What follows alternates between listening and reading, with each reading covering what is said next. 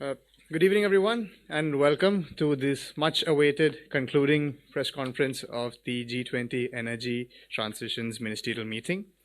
As you all would have received by now, the outcome document has been published. And to brief you on the discussions that took place and on the outcomes of the meeting, we have with us today Union Minister of Power and New and Renewable Energy Resources, Mr. R.K. Singh. We also have Secretary, Union Ministry of New and Renewable Resources, Mr. Bhupinder Singh Bhalla. We also have with us Secretary, Union Ministry of Power, Sri Pankaj Agarwal. We have joined by Additional Secretary, Ministry of Power, Sri Ajay Tiwari. And finally, we also have Director General from Bureau of Energy Efficiency, Sri Ajay Bakre. So to start off, I would like to invite Union Minister R.K. Singh to brief the audience. Thank you. We had a great conference. In fact, I think one of the most successful conferences in the history of G20. We had complete agreement.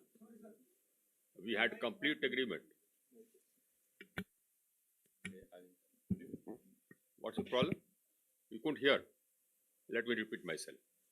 Now, so we had a great conference, and it was one of the more successful conferences as far as G20 are concerned. We had agreement on 22 paragraphs out of 29, and 7 paragraphs were the chair's summary. So in 22 paragraphs, there was full agreement.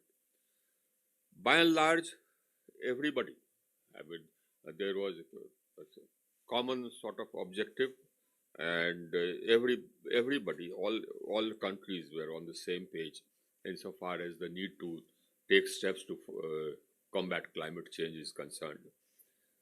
And all the ministers, after that I had bilaterals with almost all the ministers. All the ministers felt that this was a very successful conference. All the ministers felt that the outcomes were very satisfactory. What we have agreed on is that, number one, energy transition needs to be, pace needs to increase. The energy transition has been happening. In fact, 85% of all capacity additions in the past 1 year have been renewables. So energy transition is going on. We'll increase the pace of energy transition, and we are also of the view that we reiterate the fact that any energy transition or climate action has to happen taking into account the national circumstances of each country. We emphasize the need for sharing of technology. We emphasize especially for developing countries, we emphasize the need for financing, low-cost financing, especially for developing countries, so that no one is left behind. We felt that access to energy was a major aspect which need to be looked at by the world community. We took note of the fact that almost 738 million people were without access to energy, without access to electricity in the world, and that was a major concern which needed to be addressed. And we also felt that in hydrogen we agreed on 5 principles. You have the agreement with you that in hydrogen we will encourage free and open trade without barriers, so that zero and low carbon hydrogen is used more and more, enabling transition into hard to abate sectors. So by and large, we had agreement on almost all the aspects which we discussed. The Clean Energy Ministerial was held the day before. In that, we discussed the technologies which needed to be accelerated. This was taken note of also in the G20 meeting. We emphasized the need for accelerating technologies for storage because we felt that the huge quantities of renewable energy which are being added, storage is an essential element.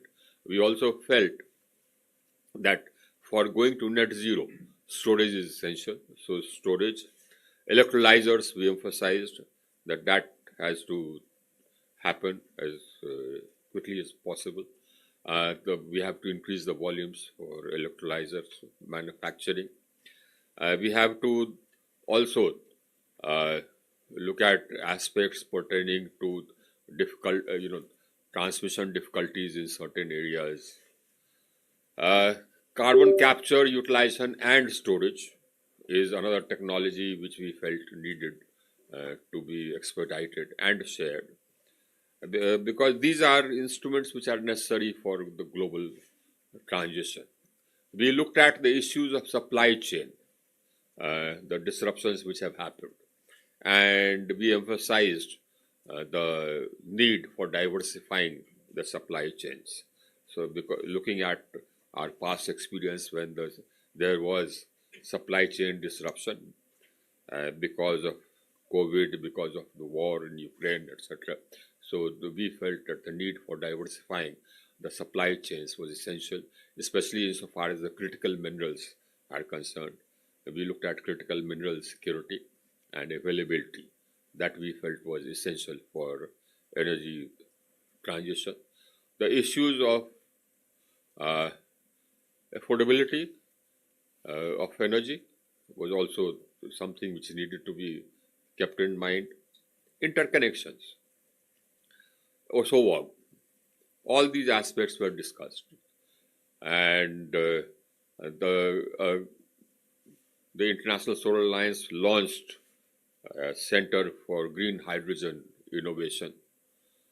So by and large, these are the highlights of what we achieved, and I think we achieved a lot. All the ministers felt that this has been a most productive ministerial, and by and large, they were also congratulating us, congratulating India on a very well organized ministerial and a very well conducted ministerial. Thank you. Open to questions. So you can call them out one by one. Yeah. Do we have a mic or can you go? I can hear you. My questions to you, sir. Now, the paragraphs that were not agreed upon, Chair summary. the chair summary, could you give us the reasons where we failed to negotiate? We didn't fail to negotiate, you see. You must understand that different countries have their own national sort of circumstances which shape their perspectives on different questions. So there you have reservations. Now, the rule in G20 is that every issue is decided by consensus, by unanimity. So if there is no unanimity, if even one country has a different view, that doesn't go into the main document, that comes into the chair. What was the main sticking point? Sticking points, you have the 5-6 paragraphs before you. Just go through it. All right, thank you. Yeah. Just for those 5-6 paragraphs. Yep. Basically, the question of fossil fuels. Now, phase down of fossil fuels. Now, some countries felt, I'll not name the countries, some countries felt that, instead of phase down, there were also options of carbon capture and storage rather than phase down. And there were also options of abatement rather than phase down. So, the legitimate point of view. But the larger part of G20 was for phase down. But some countries felt that abatement and carbon capture would do as well. Great. So that went into the chair summary because there was no unanimity. Also, you stressed on affordability as a main factor, moving towards clean energy. Availability, the access. The access. We felt that access is a very important thing, because if you don't have access, My how question. is My transition? question, sir, is Yes. that is it on the lines of India's focus on the global south as well during India's G20 presidency? Yes, absolutely. This was expressing the concerns of the global south. Can we have the next? But by and large, the great thing is that they all agreed with it. Can we have the next question, please? Yep. Hello, sir. Who? In the back. We'll Okay. come to you next. Name. Hello, sir. I'm Natalie Marot from TATS. Louder, please. Natalie Marot from TATS. So, are you optimistic that the share summary can be a working paper for COP conference? In fact, the whole document sets the basis. That was the consensus amongst all of us, all the ministers. The consensus amongst all the ministers was that this has formed the basis for the next COP. And if this had not been successful or so successful, then next COP would have been very difficult. So that is the consensus. Next question in the front. Sir, I wish to ask how those 5 points for hydrogen trade development and promotion will actually work on the ground. How will you take it forward, and what do we see next? Do we see? We are already, yes, it's already being taken forward. We already have had one draft agreement with Japan, which we have agreed on. So that will be hopefully signed during the Leaders Summit. And similarly, we have discussed the same draft agreement with other countries, Germany, Singapore, the European Union, etc. Harmonizing standards, harmonizing carbon credit mechanisms. So all these aspects we've already discussed. And so this is how this will be taken forward. Do you have a certification, and how soon can we expect? So one, of course, will be the standardization of standardization, and then you have certification. So standardization, we have a draft, and the European Union has a draft. So there'll be, if you see, look at the 5 principles, it talks about harmonization of standards. Once you have that, then you will have certification. So what this has done is that it has put the green hydrogen or zero and low carbon hydrogen trade on an open basis at the center stage, and everybody has agreed to it. Okay. Can we have the next question? There at the back. Which is very, very, important for us. This was important for us. Yes, Shreya. Hi, You've been raising your hand. congrats on the successful conference.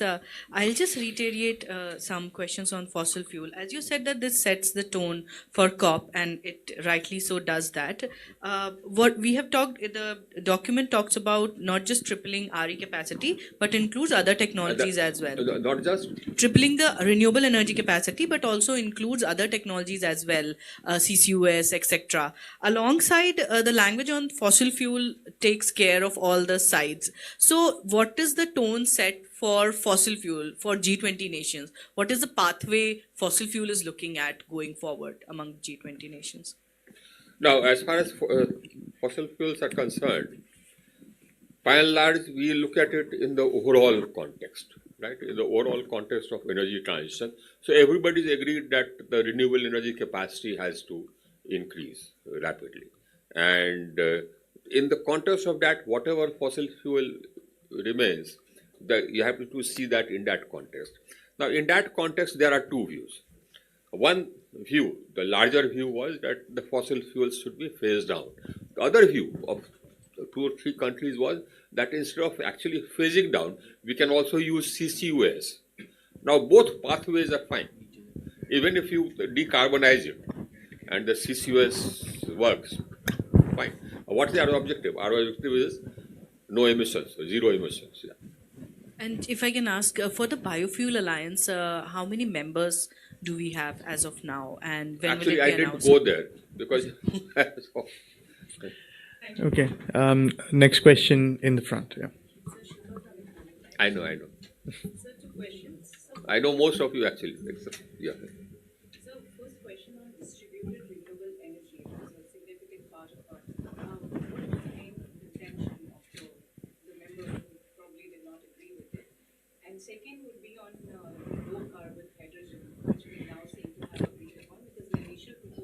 No, it's actually a combination. You see, the combination is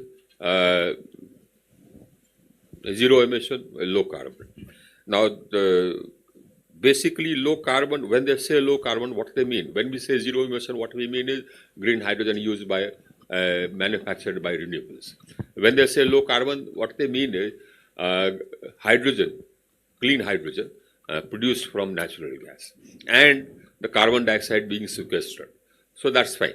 Till so long as the carbon dioxide, the CO2 has been taken care of, we have no issues. Either you don't, emit CO2 if you use renewables, or if you are emitting, you capture it and sequester it. Fine. That increases our competition for exports. That increases our competition, yes. But they have a legitimate point. And so on DRE. On DRE, I mean, that was not a part of the main document. That's our interest. There's no conflict about it. And in fact, every country is using DRE. Our rooftop penetration is much less than in, for example, in Germany or many of the European countries, our rooftop penetration is much less than in most European countries. All of the European countries, the rooftops is much higher. So DRE is there everywhere. We have no problem. Any other question? Do we have any more questions? Yeah, at the back. Sir, what was the sense of the Gulf countries who are like rich in the conventional energy sources? What's the sense on energy transitions from their end? No, some of the Gulf countries, I mean, were all in favor of energy transition and green hydrogen. In fact, the sense I got was that they seek to emerge as major green hydrogen manufacturing nations. And that is their ambition, because they feel that they have the sun, they have the land, and therefore they can emerge as major green hydrogen suppliers. So we know that. We know that there are possible huge green hydrogen hubs. We aim to also emerge as a huge hydrogen hub. So some countries, of course, feel again that a couple of countries in the Middle East feel that instead of phase down, carbon capture would meet the point. So there you have it about fossil fuels. That's where that fossil fuel phase down issue came from. They don't see it as a threat or anything. Beg your pardon? They don't see it as a threat or anything.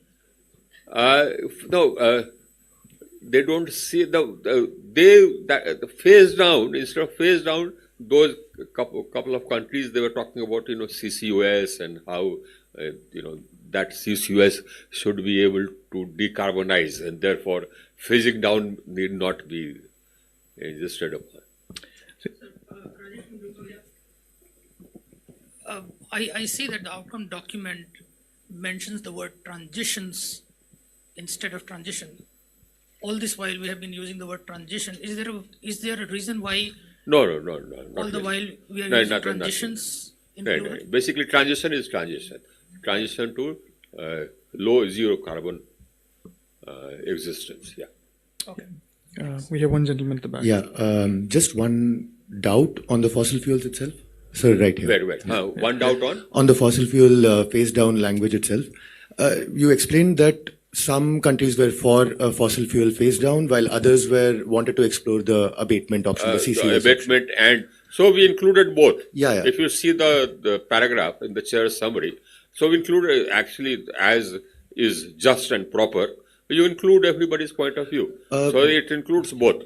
We've said that the bulk of the countries, the major countries, they said. But how do those two differ really? Because one is going for abatement and the other one says that unabated fossil fuels, there has to be a phase down. So isn't there, why couldn't it have just stopped? Actually, by and large, you see, you are right. And that was our sense that, we are talking about unabated fossil fuels. But some people felt, a couple of countries felt insecure even with that. So they wanted an additional line. You are right. That additional line was probably not necessary because we had already taken care of that. Understood. And the second one on hydrogen itself, low carbon hydrogen, are we to also assume that coal gasified hydrogen will be counted as low carbon? If you capture if you have CCUS, yes. Okay, thank you. Yeah. If you take care of the carbon dioxide which is emitted, either by CCUS or using it through the the methane route or whatever, yes. We have one question at the back, very back there. Yeah. Can we get the mic to the gentleman? Yeah.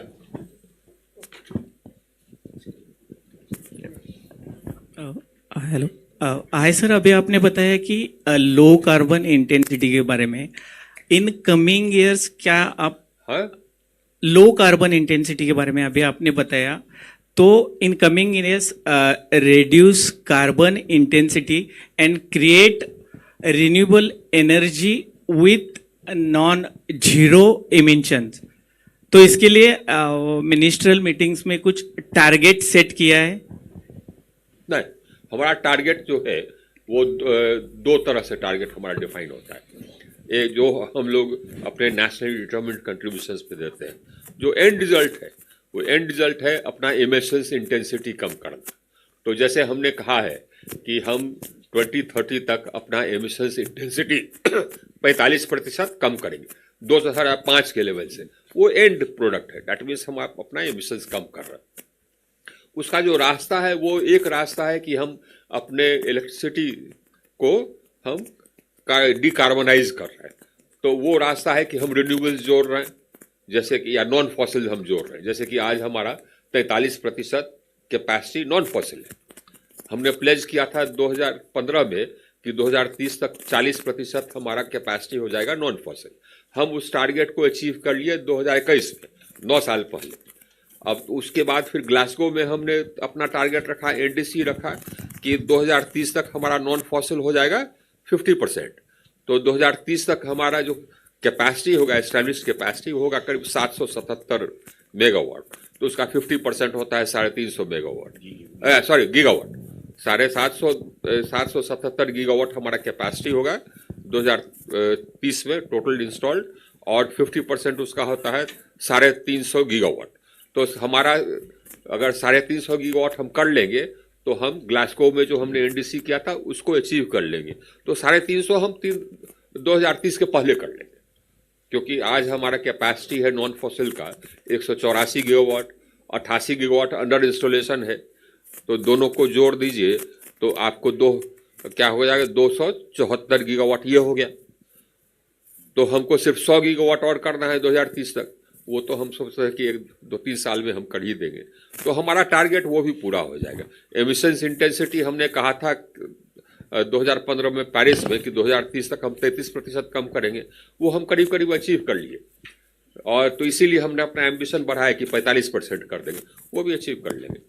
तो हमारा देखिए साहब, एक चीज़ तो है, one thing is that we have emerged as a leader in energy transition. We have one of the fastest growing renewable energy capacities in the world. We've emerged as the biggest market for renewables in the world in all aspects, not only in installation of capacities, but also in manufacturing of solar cells and modules. And by 2030, we'll have a manufacturing capacity of about 100 gigawatts of cells and modules, right from polysilicon upwards to modules, the full value chain. Will also emerge as one of the biggest manufacturing centers for electrolyzers. We have a bid out, PLI out for manufacturing of electrolyzers. We shall emerge as one of the biggest manufacturing centers for green hydrogen. So, I mean, India is different. And the whole world, and in fact, all the G20 countries look upon India as different now. They know that, yes, India is a leader. They accept that India is a leader in energy transition. So, it was never a question about where India is. That we have settled long time back, that we are a leader in energy transition, despite the fact that our per capita emissions are 1/3 of the global average. Despite that, just one doubt, sir. This entire 100 gigawatts of solar that you're mentioning, that we will achieve by manufacturing, yeah, by 2030. That's manufacturing. You said all of it would be no. In the About 50% would 50% be polysilicon. Okay, yeah. Understood. Thanks. Any other have question? a question in the front. Sir, Yeah. May I? Yeah. So, in your speeches, you said that you want to add 50 gigawatts of. Beg your pardon? So, in your speeches here at G20, you said that you want to add 50 gigawatts of renewable capacity every year. Yeah. But That's the target we we are have set for not- ourselves. Surely, but we are not on the trajectory. We are No, adding we are about not. 10, No, 15 we are not. or less. I'll tell you why. Because we have, we laid down a trajectory for ourselves so that we have a target to aim at. And also so that the developers are prepared that this is the bid, which is going to, these are the bids which are going to come out. The bidding trajectory is available for them so that they can arrange the land and finances. And we've also changed the system. Earlier, the expectation was that you started buying the land or taking land on lease for setting up capacity after you won a bid. Now we have changed it, and we have said that you can buy or take land on lease anytime, and you can start construction anytime. And when I float a bid, then you can come and bid at whatever stage your construction is, even if you have completed that capacity. So you can bid for any untied capacity. So now capacity construction will go on throughout the year by all developers instead of waiting for them to win a bid and then take land on lease or take connectivity. So we've changed that so that the process becomes easier. Now we are bringing about a change in all our bidding documents accordingly. So, and the change is that the bidding documents are becoming stiffer. So we are laying down strict timelines for capacity addition, and if those timelines are not met, then there are strict penalties. So we are becoming a bit stricter. When can we see that 50 gigawatt might? Hopefully we'll keep to our target. We'll back, the bidding as soon as the bidding documents are finalized, we'll increase the pace.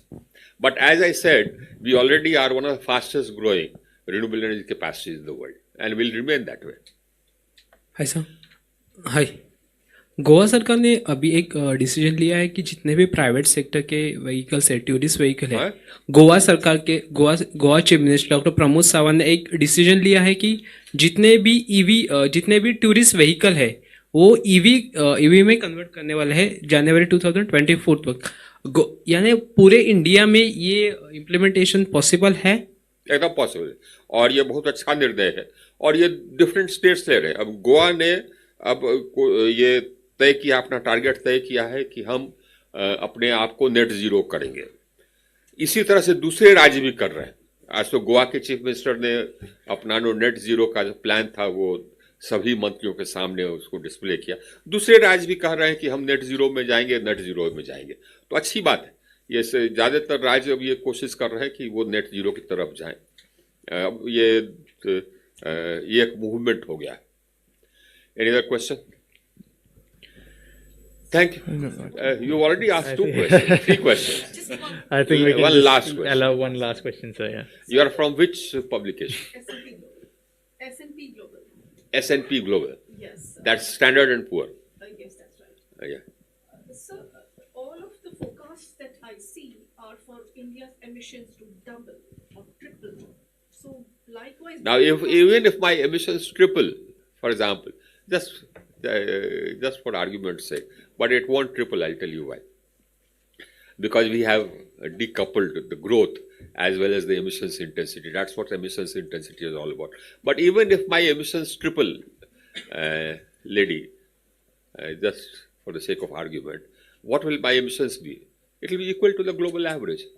Because right now, my emissions are 1/3 of the global average, please, mind you. Our population is 17.5% of the world population. If you look, what has caused the global warming today? It's the accumulated carbon dioxide over the centuries, right? Now, we are responsible for only 4% of that, even though our population is 17%. There you are. 85% of that is from the developed countries. What we are seeing today is not because of us. And what you will see in the future is not because of us, because our per capita emissions are 1/3 of the global average, right? Now, as far as, so write that, please. And write also the fact that despite having 17% of the population, our contribution to the legacy carbon dioxide load on the earth, on the planet, is just 4%.